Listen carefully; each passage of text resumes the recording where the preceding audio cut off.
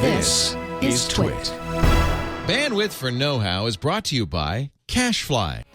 This episode of Know-How is brought to you by Braintree. Even the best mobile app won't work without the right payments API. That's where the Braintree V.0 SDK comes in.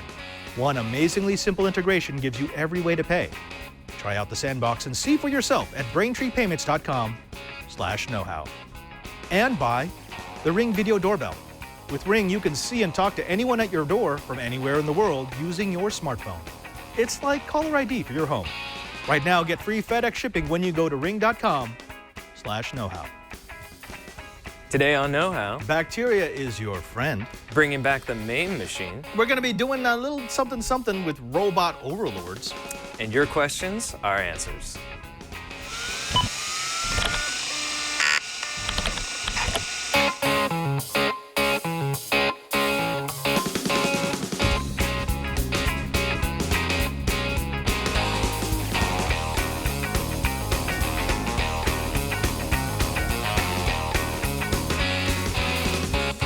Welcome to Know-How. It's the Twitch show where we build, bend, break, and upgrade. I'm Father Robert Ballecer. And I'm Bryan Burnett. And for the next however many minutes it takes, we're going to show you some of the projects that we've been geeking out with so you can take them home and geek out on your own. And what do we like more than geeking out at home? Germs. Yeah. Oh, Well, really? Yeah. Well, actually, this is a weird thing because I don't know about you, but when I was growing up, all the PSAs and all the doctors and all the teachers were telling you, germs are bad, right? Germs bad. Germs are bad. They make you sick. You want to That's kill right. them. We had antibacterial Don't put Q-tips soap. in your coworkers' ears and see what lives in there. We That's found bad. that out. That's pretty. Bad. Oh, that was disgusting. By the way, it died. You killed your germs. I did. I thought it would just kind of grow on its own. It dried out. You didn't and- give him any nutrients. But you know what I did do They're like with it? delicate. Oh no. I hid it somewhere in the studio. Not in the basement somewhere. So someday That's when disgusting, man. That's disgusting. when this building is decommissioned and they're taking it apart, they'll find a label on a petri dish that says hippo ear. Okay, but we're not here to talk about the disgusting hippo sludge that someone will find in the future. We're Yes, here to please. talk about good microorganisms, good Right. bacteria. And actually what we're starting to realize is that's not just beneficial, but it's necessary for life as we know it. Right, because we can't do it on our own. We have can't. little guys in here helping us out. We have a lot of, in fact, there are 100 trillion with a T, microorganisms living inside the human gut at any given time. That's actually more cells than exist in the human body. I don't want to think about that. Think though. about that for a while. And even though we have been trained to think of those microorganisms as our enemies, that we destroy them with antibacterial soaps and definitely with antibiotics. I mean, antibiotics have been sort of like the pill pop for people who think they're even a little bit sick. That's kind of like setting off a nuclear bomb in your body, though. Right, Right. yeah. It just kills like everything. It's looking for that one guy and say, hey, we're just going to drop a nuke on him. I'm sure that with no collateral damage. Right. What they're finding out now is then when you set off that antibiotic nuclear bomb in your gut, you are actually making yourself very unhealthy because you kill off huge swaths of that bacteria. And there was a new study that was done that shows that a lot of that bacteria doesn't grow back for months, even up to a year. So for a year, your system's out of whack.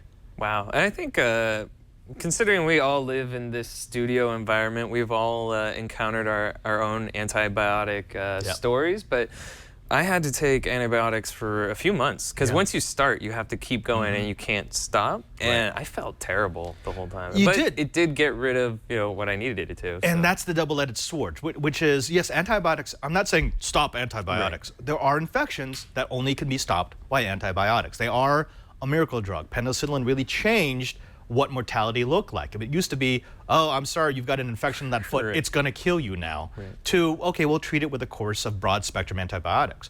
But what the study is showing is, well, there's a lot of interactions that are happening inside the human gut that we don't know about. Like, most of these colonies of microorganisms will convert, they will ferment undigested carbohydrates into like vitamin K and vitamin B, which the body needs. Right. So you remove those and you immediately remove that avenue of vitamin intake. And so they're starting to look at ways of maybe being able to use antibiotics while at the same time not completely nuking those communities.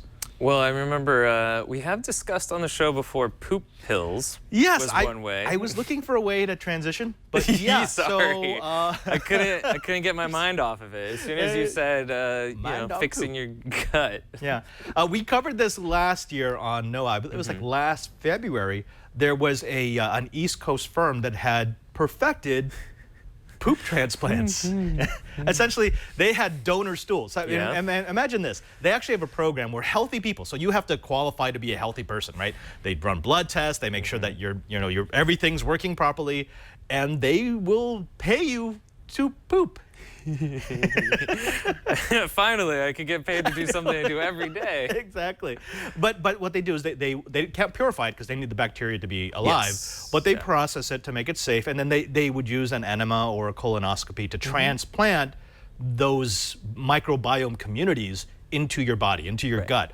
And what they found was it was incredibly effective, like 70% effective in treating, especially those people who had compromised immune systems, those who were having gastric distress, essentially fatal diarrhea.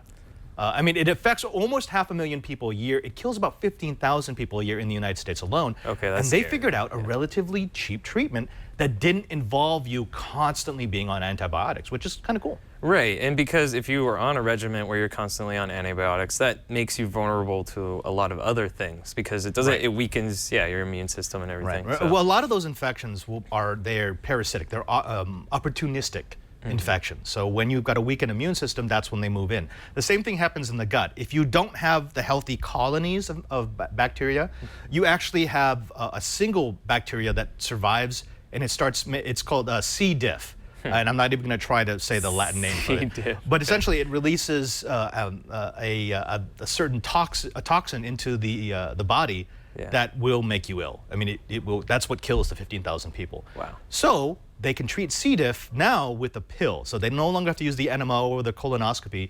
You can now take, for $635, For the low price. for the low price of $635, you buy a bottle of 30 poop pills. And you take them, and I guess okay. I think what I would like to study is how do you cultivate a healthy gut? Like what should I be doing to ensure that my bacteria is happy and nurtured? Just don't take on. Actually, that's a good question, and I'm sure that's going to be another part of the study. Right. But here on Know How, we like talking about this stuff. This is the same thing that we did when we were looking at bacterial growth. It really is all part of the knowledge sphere. You want to learn about knowledge? This is part of it. Well, yeah, it's know how your body works and certain body functions. But what I would like to see is maybe you submit your own stool sample when you're feeling healthy or something, and then say you get sick, you have to take a regimen of antibiotics, and then they have like that sample of like your prior gut bacteria on hand. So you're like a poop bank, basically. Kind of recycling, some poop bank. Poop bank. We're so immature, but this is fascinating. And actually, G Freak in the chat room says, "Hey Brian, just make sure you eat your boop." Well, that shouldn't be. I mean, Tibbs does it, my dog. And actually, okay, let's get real for a second. All right, let's bring it back. If you go into the wild, Yeah. You will see for certain species. Elephants are one of the prime example where young elephants will eat their mother's poop. Yeah. And that's to nourish that microbiome inside their gut, which allows them to digest things. So, folks, I guess what we're saying is, if you're full of crap, you're probably actually pretty healthy. You are the healthiest person I have ever met. All right, let's get off the poop. That's because we got some fun stuff. We're actually going to be bringing back the MAME project. You may remember this. This was 2 years ago. This was my first foray into know-how. Was doing this project. It was a very cool project where we told you how to take a Raspberry Pi and then shoehorn it into the case of a Super Nintendo. No, it's just an NES. No, that's just the NES. It's not even NES. super yet. It's not even super. And allowed us to have a very cool emulator. It allowed us to play, what was it? It's Nintendo. It's for like 3 generations of Nintendo, 2 generations of Sega consoles. Sega, and you can do like Amiga. Game Boy, it's everything. There's a couple of old Macintosh emulators and stuff on there. There's a ton of stuff you can do on there. Well, the technology has changed quite a bit in those 2 years, so we thought it was time to refresh the project. Maybe look at installing one of the newer Raspberry Pis that has a lot more power, and rethinking how we do our case now that we have a 3D printer. But before we go there, you know what I want to talk about? What? Money. Money? Money. You mean like how we can keep this show on the air money? No, that's done. Oh, Yeah. we've already blown through our budget. Yeah, we basically doomed ourselves because we've spent our budget for the next 3 years. What's We're not funny, getting paid for 3 You're years. in charge of the budget, so. I know. Well, you know, those steam buns aren't going to pay for themselves. That's true. It was totally worth it. Well, we're not talking about steam buns. We're talking about Braintree payments. Now, if you are a developer or if you are a startup businessman, if you are looking for a way to accept payments, you could clutch together a solution from open source projects, off-the-shelf services, things that you might find here and there. Yeah, you could do that, and then you'd have to worry about security, you'd have to worry about maintenance, and you'd have to worry about whether or not that system that you created might someday release all of your customers' personally identifying information. I mean, it's happened. It's happened to some of the big players. There's no reason to think that it wouldn't happen to you, which is why you need a service like Braintree. Now, Braintree has the best in-class service for those people who are looking at integrating a payment solution into their mobile app. If you have a startup with an app, you owe it to yourself to embrace the Braintree V.0 SDK. It is the easiest way to add secure, and let me emphasize secure, mobile payments to your apps and your websites. Now, no matter what type of payment you want to accept, Braintree will accept it. They've got Apple Pay, Android Pay, PayPal, Venmo, credit cards, even Bitcoin. You can accept credit cards and currencies from around the world, and you do it all with 10 lines of in-app code. Yeah, no, let me repeat that. 10 lines of in-app code. Now, it's simple and it's secure. You can integrate it in minutes. They've even got a sandbox so you can test what your deployment looks like before it actually goes live. And developers, don't worry about it. They've got not just a really, really good explanation of how everything works, but if you have issues with your integration, they will have one of their customer service reps sit with you and babysit you through the integration. The Braintree code supports Android, iOS, and JavaScript clients. It has 7 different language supports: .NET, Node.js, Java, Perl, PHP, Python, and Ruby. It's elegant code with clear documentation, and again, it's just 10 lines of in-app code. Now, why are you waiting? Give Braintree a try. Braintree gives you an easy way to accept multiple payment types with one integration, and integrating it into your app is as easy as inserting a few lines of code. Try out the sandbox and see it for yourself at braintreepayments.com/knowhow. That's braintreepayments.com/knowhow. And we thank Braintree Payments for their support of Know-How. Thanks, Braintree. Thank you, Braintree. Now, Brian, yes. This was one of the most watched episodes of Know-How because people really like this idea of having an incredibly low-cost MAME cabinet, something that can play all the games from their childhood, all the classics. And realistically, even though you did all this, they really only needed a very inexpensive Raspberry Pi. Right. We weren't satisfied just playing with the Raspberry Pi. And when I think everybody has had an idea to play with this cheap computer on a credit card, basically form factor, but not everybody knew what to do with it right off the bat. But it's like, I've got Linux installed on it. Oh, this is kind of cool. Yeah. And then it's like, okay, so what do I do with it? Well, you showed them. Well, if you've got a Raspberry Pi sitting around, you've got an arcade machine. Right. Why not hook it up? Right. And so since we did this project, there's been a lot of progress made on the hardware side most of all. I think, is this the Raspberry 2 you got hiding under here? This one is right here. So this is... with the little I got board the on top? LCD shield on that thing. Get off. Well, since we did the last project, the Raspberry Pi 2 has come out, and I've been curious about how much better the performance will be on the 2 versus the old 1 that I have in this case. Right. I mean, it's supposed to be at least double the performance. It's got more memory, so it can do more. Now, I will say the old one didn't exactly struggle. It ran this pretty well. I never noticed any glitching. Which shows you how far technology has come since those old consoles were first made. But what this new Pi is capable of is doing, and I have a couple of videos, is like N64 emulation, which is 3D rendering. Yeah, so that's a whole nother step above the old Pi, and then also PlayStation.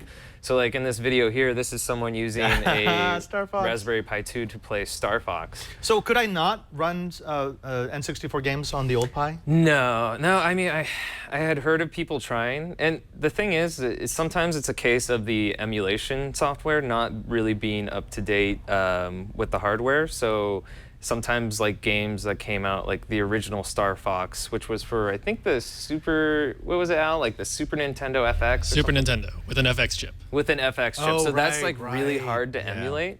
But Like this now has enough firepower for you to do that. This one now has well, maybe not for that old one because of the emulation software, but for like N64 games and for PlayStation games like Final Fantasy VII, or I think I saw Banjo-Kazooie. There have been reports that 007 GoldenEye, which is definitely what we got to get on here, has some hiccups, but that may have been worked out by now. The main place to go though is the RetroPie website, because that's where all that stuff. That's where I first started this project, was the RetroPie, and they use the emulation station, which then gives you a wide range of all the different consoles and things like that to use. So once you install that, then you load up your ROMs that you definitely have legally and didn't download from the internet. You just have them. Let's talk about that briefly, because when we actually do this project, remember, we can't tell you how to rip ROMs. In fact, we did have a guest on way back when who did teach us kind of Radford Castro legal way how to do it. Yeah, Radford was the original guy. He wrote a book on how to literally he wrote the book. Download a game from a cartridge to your hard drive. So we can't do that. So we will not be supplying you with the ROMs. We will not be telling you where you get the ROMs. All we're going to tell you is how to create the Raspberry Pi emulator. You have to find your own ROMs, because that is. Yeah, it's illegal. That's part of the let's just say it's not even great. I say if you watch this show, you probably know where to go. Yeah, or you know how to Google. Yes. Yeah. Google. Name. Oh, Google. Oh, Google. We will scamp you. The other thing, the other big thing that's changed since this. I mean, I love this because you did take an old NES and you turned it into this. Yes. Some people were a little upset that you did that, but we should say it was broken. Yeah. This thing was busted. It was never going to work again. A friend had actually given it to me because it was busted and there was parts missing. Like I didn't have most of the parts, so I just had the shell. Yeah. And you did reuse the power switch and the reset switch, so that was kind of cool. That was I did like that integration. I definitely needed your help on that because we ended up putting a resistor in there to make sure that the light worked properly. Didn't blow out. But yeah, this was a really fun project. I did feel a little bit of pain though when we had to Dremel the back to make that work.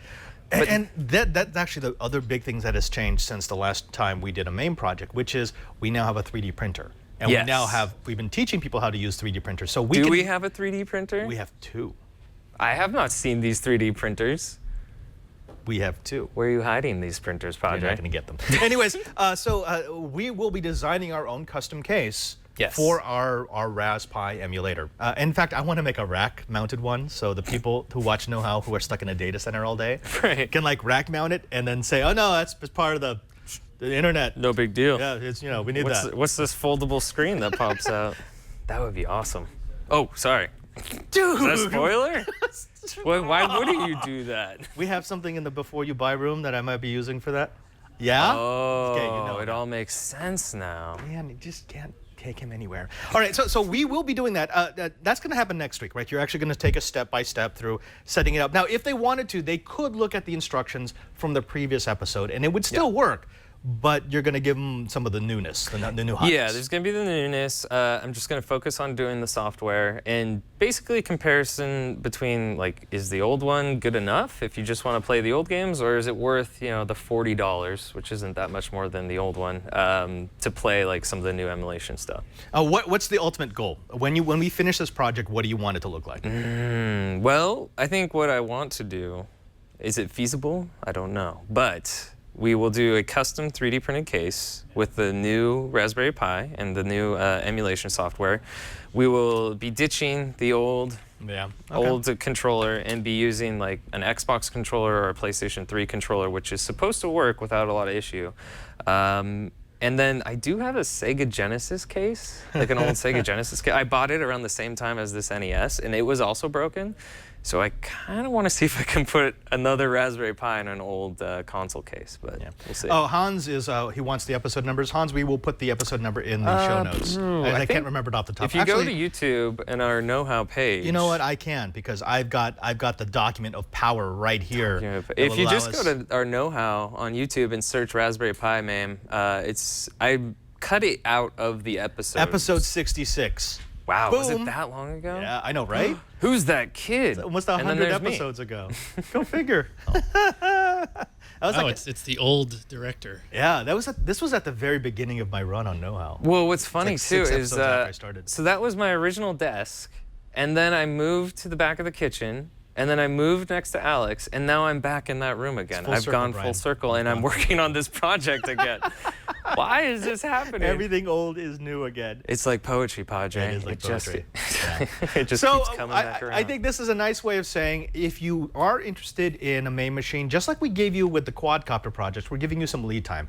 Order yourself a brand new Pi. Yeah. If you're going to be doing, follow along. Make sure you watch our previous episodes on 3D printing and 3D design, because we're going to be guiding you through a couple of steps that will allow you to make yourself a custom enclosure. We're not okay with just taking something old. We want you to have a MAME machine that you love. Yes. And that's what we're going to give you. I do love this machine. This is something nice, that right? I will like keep on the shelf forever, right next to my NES that is untouched and pristine. The weird part is, so we've had a Super Nintendo, we've had an Xbox 360, we've had an Xbox. Those have all died, and this is still here. Well, I fixed the 360. We had an episode on that. We have one more broken one downstairs, by the way. Which is yours. Yeah, Thanks, that's Matt. broken one. Appreciate that. Yeah. Okay. Now, when we come back, we're gonna show you a little something. We've got a robot that acts like a Keurig. Like a coffee Keurig? For food.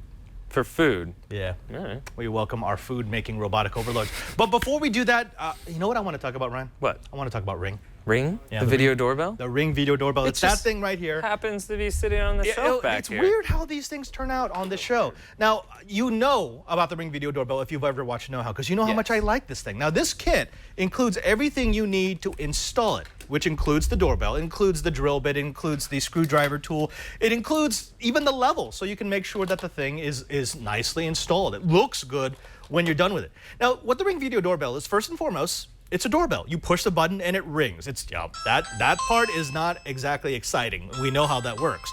But how it installs and what it actually does is, the first option is to use this. This is a little back plate that hooks up to the 2 wires that are currently going out to your doorbell. It will take that power and convert it into something that the Ring video doorbell can use so that it stays powered forever. If you don't have that, if this is one of those homes that doesn't have that cable, or if you want to put the doorbell in a place where you don't have electrical power, you just use this cable to charge it up. Now, one charge will last for up to a year. What will it do with that charge? This is the magic part. It connects to your home's Wi-Fi network, and it allows you to access the Ring video doorbell from anywhere in the world from your phone. That's right, from your phone. Now, here's how it works. This one is actually hooked up to the Ring video doorbell that I installed for my parents. I was a little worried about them. You know, Brian, they're a little older. Yeah, they live in like a retirement community. Yeah, retirement community. And it's a nice place, although... They do have a guard dog, though. They do. A guard dog that's about this big. Oh, he sounds He's big, savage. though. He's Yeah. savage. No, but the problem is whenever you have a retirement community, you're going to have people who like to prey on Right, and the retired most people. common thing to do is just to go door to door and knock and see if someone's home. And that's happened in that neighborhood so many times because they know that during the day, a lot of these retired folk, they go They're up to down the at club. Hot and Juicy, the seafood place. They can't do that anymore, Brian. Too spicy. I asked them not to kill themselves. Yeah. Now, for us, we're going to do that. But Right. for them, Yeah. it's normally at the club. They're exercising or they're enjoying the company of their Right, neighbors. enjoying their retirement. So these people come up to the door, they ring the doorbell, and if nobody answers, it's freebie time. Right. Right. Well, they can't do that because if they ring the doorbell, what they're going to do is they're going to get to see this here, right here. This was an accepted call that happened actually this morning at about 9 o'clock. I don't actually know who this is. Let's find out. Oh, so we're gonna- this is the video from the Ring video doorbell. That's pretty good. I mean, it's a wide angle. It looks, I mean, much more I wide think than it's like moving. the. Why was this an accepted? Someone must have rang the bell and then And then run, or was it motion? Oh, or it maybe? was my dad. My Was it your dad rang dad? the bell because he likes to mess with me. He knows I use this. I hear the dog. Yeah, you can hear the barking. dog barking.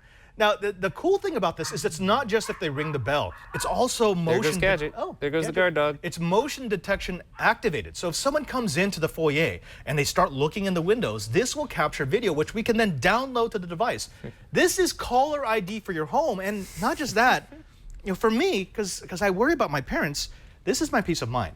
Yes. This is how I get to make sure that they're okay.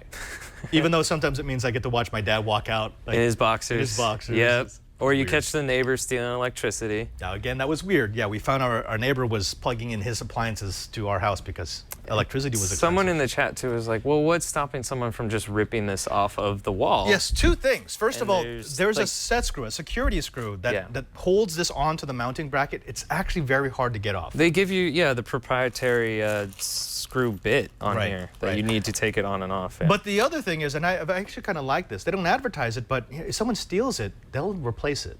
Oh, that's cool. They're cool like that. They've also got a cloud service. I just paid for it for my parents. It was $30 for the entire year, which allows all the videos to be stored up in the cloud that you can pull down later on. So again, this is one of the security measures that I can actually endorse. I think it really works. Right, and it's fun. It's not just security, it's fun. Yeah. Folks, you owe it to yourself, if not for your parents, for yourself, or for your geek palace. Try the gadget that Time Magazine called one of the best of 2014. Now, what we want you to do is we want you to try the Ring Video Doorbell and get free FedEx shipping because you are a viewer of Know How. Just go to ring.com/knowhow. That's ring.com/knowhow and get free FedEx shipping. With Ring, you're always home. And we thank Ring for their support of Know How. Hey, Brian. Yeah. You hungry? Should I be hungry? I think so. We were at TechCrunch Disrupt 2015, and, well, we got ourselves some robotic eats.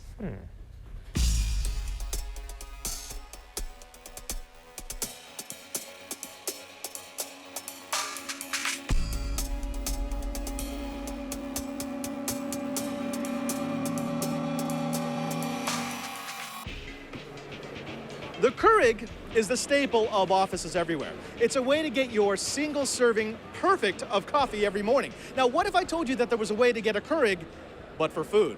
There is, and this is it. It's called the Cookie from Serenity. It's a robot that takes raw ingredients in 4 food packets and turns it into a finished meal of your choosing. I'm speaking with Timothy Chen from Serenity. Timothy, thank you very much for talking to us. Thank you so much. Who's going to explain what went into making this food robot. Timothy, what inspired the cookie? So this concept actually came from my 2 younger sisters who said, why can't robots make food? So what they did was they took Keurig, they took a spatula, and iTunes, because they said music's exactly like food. You have a score, which is very similar to a recipe. You have someone who plays music, just like someone who cooks food. And if you can press one button to get great music, why can't you do that for food? And a microwave doesn't count because microwaves use harmful rays to heat your food.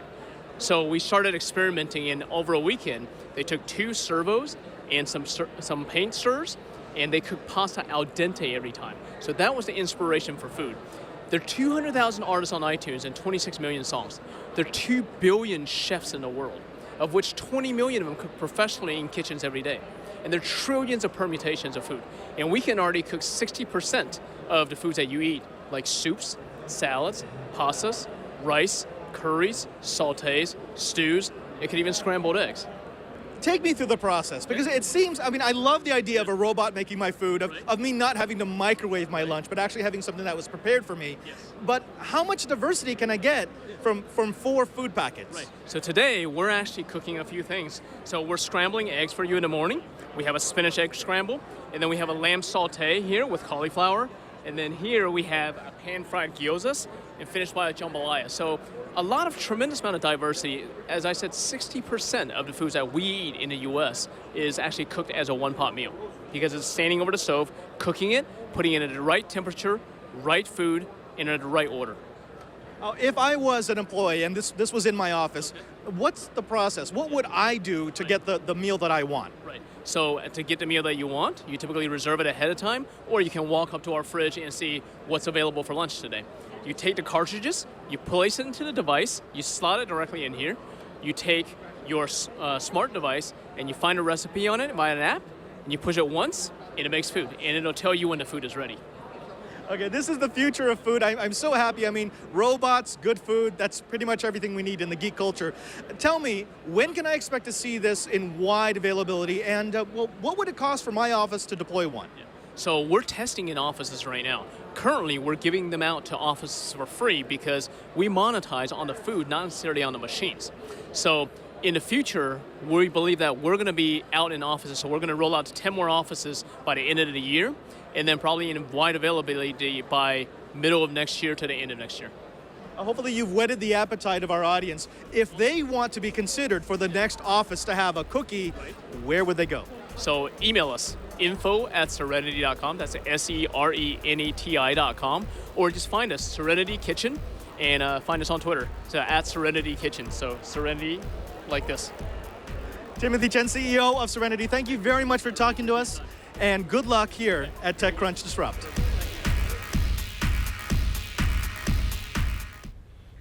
That is a robot that Master Spago would love. You just have to put the essence of cooking in it to get the flavor. Which is just water. Yeah, yes, laced with ecstasy. With a few teaspoons Futurama of reference. LSD. Yeah. Sorry about that. Okay. Yeah, you know what? You know what it's time for? What? It's time for their questions, our answers. I feel like we should have a bumper We really for should. that. I was just thinking Some- that. Right? Something should have like swooped in.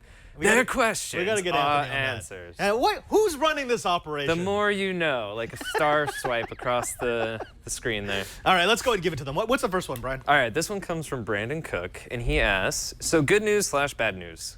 Yeah, good news, everyone. Bad news. We'll start with the bad news. My drywall ceiling fell down. That's never good. Ouch. Yeah. Good news. That was quick. Our landlord is paying to have it redone. They've also allowed the contractor to put some plug outlets, safety first, up on the ledge so I can do some LED strip accent lighting. Cool. I'm totally new to this, so I want to get your advice on what to get. Color changing really doesn't matter to me. I really only care about having the option for a natural color, not bright white, and having them bright, but dimmable via the wall dimmer. Suggestions? Okay, so the obvious, easy, but kind of expensive thing would be to go with something like the Hue color-changing light bulbs. And there are a couple of competitors. Those will work via the wireless from your mobile device. Right. They are a bit expensive though, and I'm not convinced that they really give you the effect that you can get off of a strip of LEDs. I've been really happy with the LEDs that we've been using on the show. It's probably just more of a thing of convenience if you want to go that way. Yeah, you can just Versus- screw them in and you're done. Versus having to actually do a little bit of innovative engineering to make them work properly. Now, let me say this. What you're probably looking for is this. This is a strip of color-changing LEDs. Now, the nice thing is you can get these on Amazon. Just look for color-changing LEDs, and it'll cost you like $17, including the remote, the little device that it looks like this.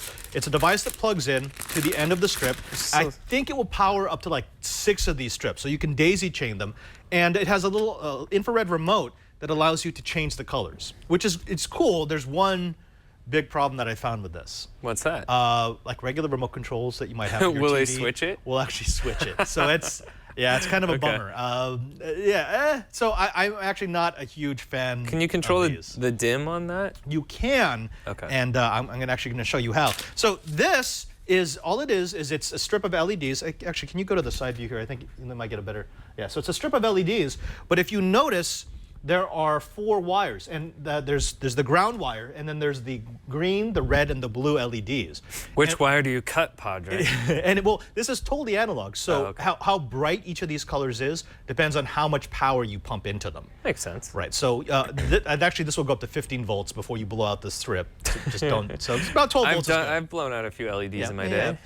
So the nice thing is you can get an infinite number of combinations by tweaking how much voltage you send to each one of these wires. That's pretty clever. Right. So if you give it more red and blue than green, you're going to get sort of a mauve color. You give it all full color, you get pure white. Right. Because it's going to increase the power for all of those lights. And this is generally how it works. So this is a power supply that I've actually shown on Know How before. If you want to bring the lights down a tiny tad. It's a professional. It's a professional power supply.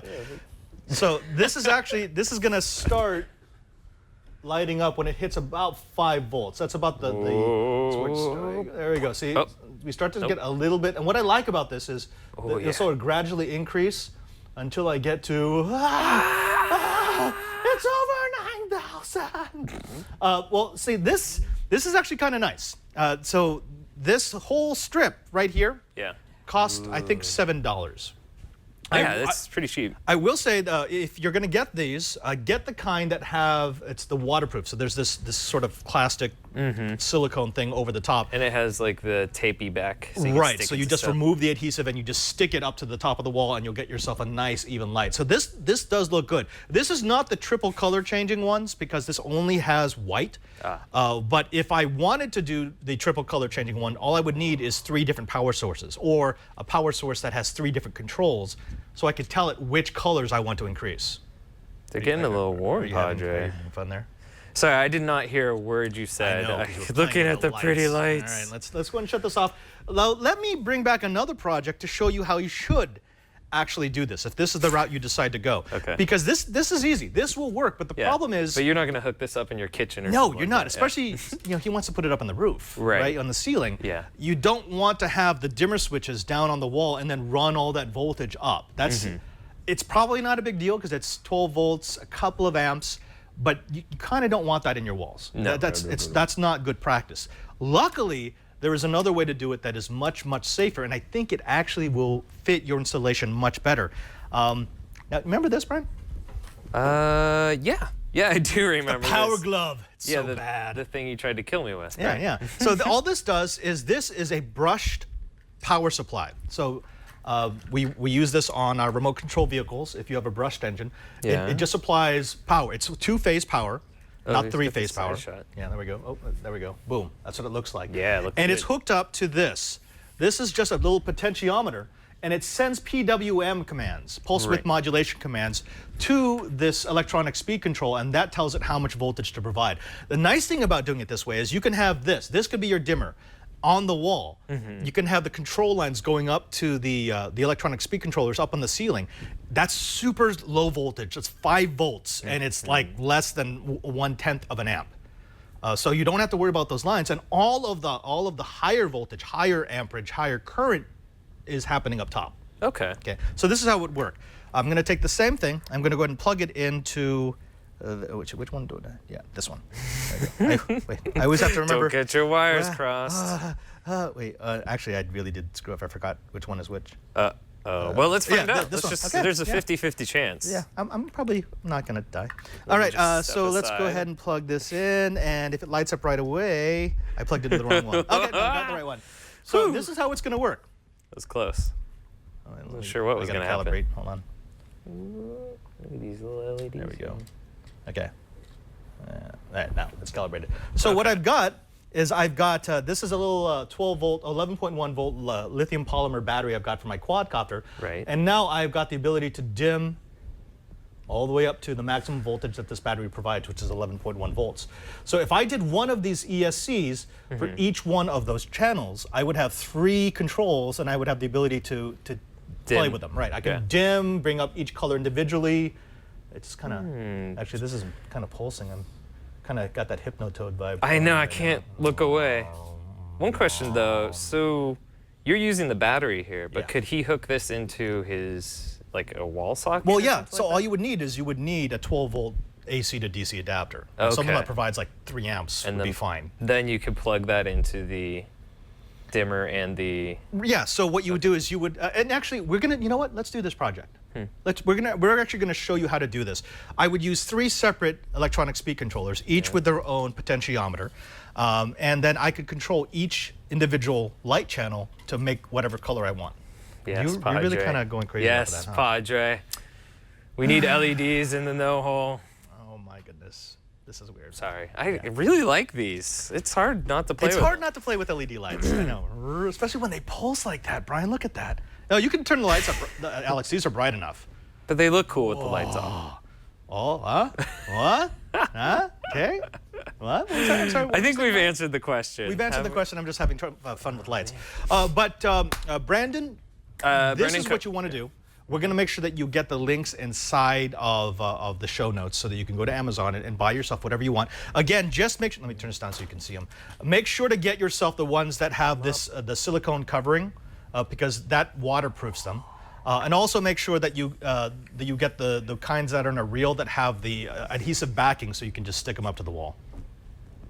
They're so pretty. Yeah. They're basically Hypnotoad. I'm gonna take this away They from you. are my Hypnotoad in real life. You don't get to play with these anymore, Brian. You're done. Thanks. Do we have more questions? Yeah, we do. Let's go ahead and move on to the next one. Oh, okay. Hey, I've seen this name before. Yeah. T. Radburn. He's got lots of questions for us. Yeah, it does. He asks, I just finished episode 167 and I had a thought about Wi-Fi in the RC park. I've seen FPV pilots using some kind of tracking directional antenna that follows the quad as it flies around. I'd love to know what they use for that because I want to know how to build one for myself for multiple purposes. I want to make my own that I can use like a solo shot at my church. What's a solo shot? It follows you. It's a camera that follows you. So my wandering preacher is always in the frame. Okay. It could also be used to keep two antennas pointed at each other in the above scenario from episode 167. So does anyone have some know-how of do-it-yourself for this? There is an antenna. I like this. This is my co-host now. This antenna is my co-host. Am I so easily replaced, Padre? Well, it has more personality, so. Ouch. Oh, no. Oh. No. But Okay. All right. Now, so this is one of the directional antennas that he's talking about. Now, the device that he's speaking of specifically, it's an auto tracker. So what it does is it looks for signal and it tries to stay on the signal. So as your quadcopter moves, it will move this directional antenna. Now That's we know from previous episodes of Know-How, a directional antenna will give you gain in both ways. It will give you more power going out directly to where your target is, and it'll have better gain coming back in so that you can get better reception, right? Yep. So with an FPV system, we've got something like this. And actually, can you go to that input now, Alex? There we go. There so it this is. is that FPV camera that we've played with before. It has a Steady. Steady.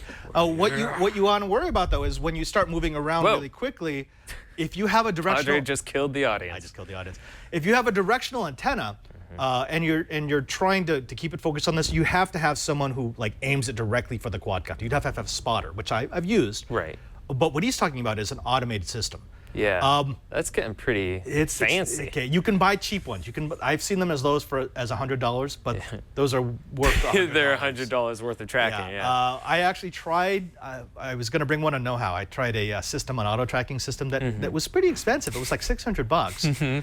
And the worst thing though is when it lost signal. Yeah. It would do this thing where it would like swivel the servos all the way around, try to reacquire. Start freaking out. Yeah. And it would only take 3 seconds to reacquire, but that's 3 seconds that I can no longer see what the craft is doing. And that feels like eternity when you're doing FPV. You rip the goggles off. Oh, where am I? And remember, it's disorienting because when you rip the goggles off, the chances are you are not looking where the quad is. Right. So yeah, I wouldn't really recommend those quite yet. But we will show you how the directional antenna works. So we've got this set up. I'm going to give this over to Burke. Nope. Burke's going to walk away from us for a while.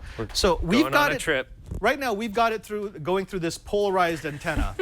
So this is not the perfect setup. We are now using the Burke cam. Yeah, keep going. Yeah, go down. There we go.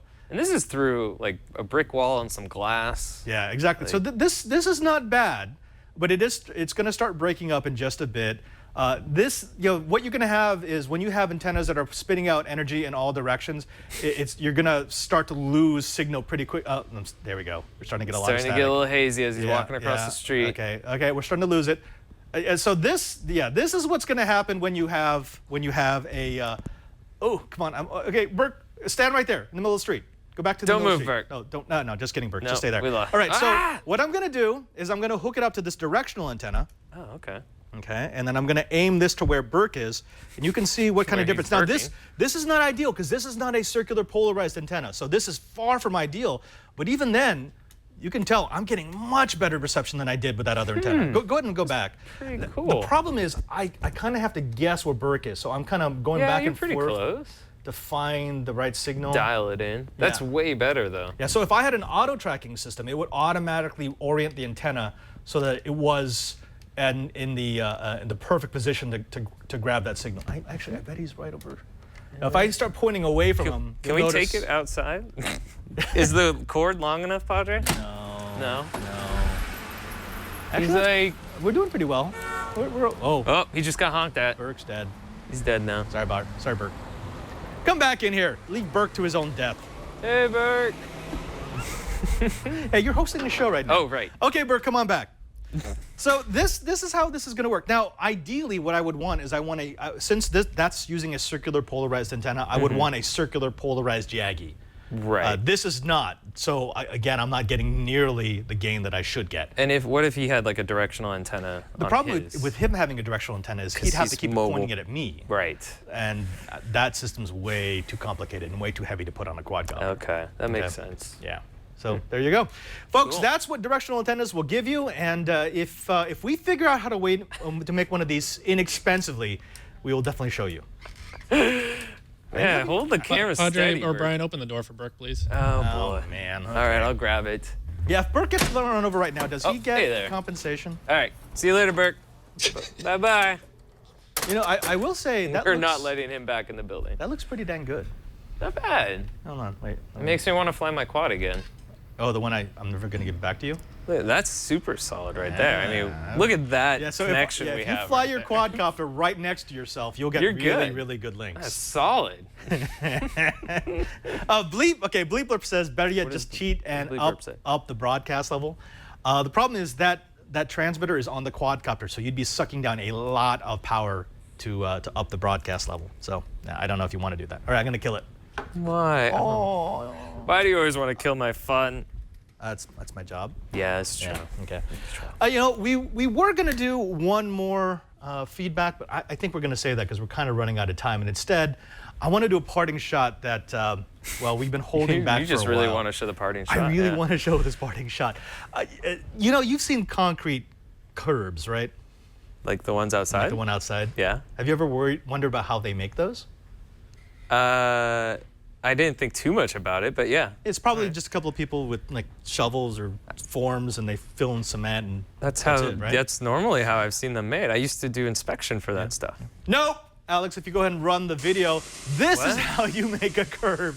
I actually saw one of these in San Francisco near the I've never Dreamforce Tower seen this. that they're putting up. That is a roller. So you put concrete in front of it, and it makes yourself a perfect curve. This is the kind of that's technology smart. I really want to see in action again. The first time I saw it, I'm like, did they just like bodge that up? Evidently, this is a pretty big industry. Wow. No, because when I used to do the street inspection, they would use forms, and then you had to be correct with the grade too, Right. to make sure the water was flowing the direction you needed to. This This just is pretty requires, cool. yeah, all you require is you require the two sides. So Right. the wood that's on both sides, and the roller actually will form the grade perfectly every time. It's so much more accurate than humans doing it. Although you do need an experienced operator to make sure that it stays on track. Huh. So what about it? Do you think this is a better way to do it, or you want to go back to the old, I'm going to inspect No, it? not at all. Because setting the forms was a real pain in the butt, and then just letting it sit there and dry took a long time and everything too. That is way more efficient. Sierra One is saying, hey, what are those two shoes sticking up out of the concrete? Where's Joe? Don't just ignore No, those it's- shoes. Don't. It's rolled. Yeah, once it's rolled, you just leave it. Well, folks, that's all the time we have for this episode of Know How. Remember, we gave you a little tease for the Raspberry Pi MAME machine. Next week, we're bringing it full force. You're going to love it. That's really putting the. That means I have to do it then, Yeah, I huh? have to do it, Yeah, right? thanks. This is my tricky way of saying, hey, man. Yeah, hey, get hey, your bro. stuff together. Come on, bro. Let's go. Now, if you want to find out anything about what we've done on this show, if you want to find out the links for getting those LEDs, if you want to find out the links for the previous episodes on the MAME machine, be sure to go to our show notes page, where would they find those, Brian? twit.tv/KH, and that's where all our past episodes live. Handy links for subscribing to your video or audio of choice. And yeah, like Padre was pointing out, all our show notes links, and that was us trying to figure out where West Virginia was. I now know where West Virginia is. Yes, I know I've it. been I know it. shamed into knowing. Which now. is sad because I actually lived next to In DC? right next to them. So that was I think you horrible. pointed out Tennessee at I first. did. when you did. No, Kentucky. I pointed out Kentucky. Was it Kentucky? Yeah. Ah, And I you knew know. immediately. I'm like, no, I know that's Kentucky. Yeah. I'm like, what's Look wrong at all with me? the copious amount of See? show notes. That's there. what we do for you folks, because we love you. That's right. Every little detail. Now, if you want even more of the details, make sure to go to our Google Plus group. Just go to Google Plus and look for Know How. It's 9,300 plus members strong right now. What I love about it is it's an active group. Oh, I It's- thought you were going to say because it's over 9,000. Well, that's your line. You Yes, do that. That's why I love it. That's why he Yeah. loves it. But I love it because there are people who are all levels of makers, DIYers, and builders. So if you've got a question, if you want to share your knowledge, or if you have a project that you want to share with us that you'd like us to show off on the Know How Show. I got Is my that what we're eye calling on it you, now? T. Radburn. Yeah, I want to yeah. see your Cantenna project. Exactly. Just shoot us a link and we'll see what we can do. Cool. Now- And that's not the only place you can find us. No. If you want to keep up with us behind the scenes, see what we're coming up with, or what our favorite GIF of the week is, you want to follow us on Twitter. I am at cranky_hippo. And I am at Padre SJ. And we have to thank our director. We have a director? We do. His name is Alex. Is it Alex? Gimple? Right? Excuse me, Grumple. Padre. Yeah. That's Gumple. Oh, Gumple. Gumple. Gumball. I don't right. know. I don't He just know why I got was back from thinking him. Tennessee. Yeah. He was in Nashville. He brought us back some whiskey, right? Oh, I forgot to bring that today. Oh, nuts. Oh, he's So no longer our director. He's no longer in a sling, but he's Yeah. just like, but I have to let it hang. I'm like, I well, then what good is it? Couldn't carry the whiskey to work today, guys. Only one arm. That's what happens here in the Trick Brick House, folks. That's right. Don't get hurt, or Don't we'll get make hurt. fun of you. Until next time, I'm Father Robert Ballecer. And I'm Bryan Burnett. Oh, And that's Alex Gimple. Gimple. Gimple. Hal, Just end the that show. guy. And now that you know how, Go do it. Build a MAME. Do something. MAME machine.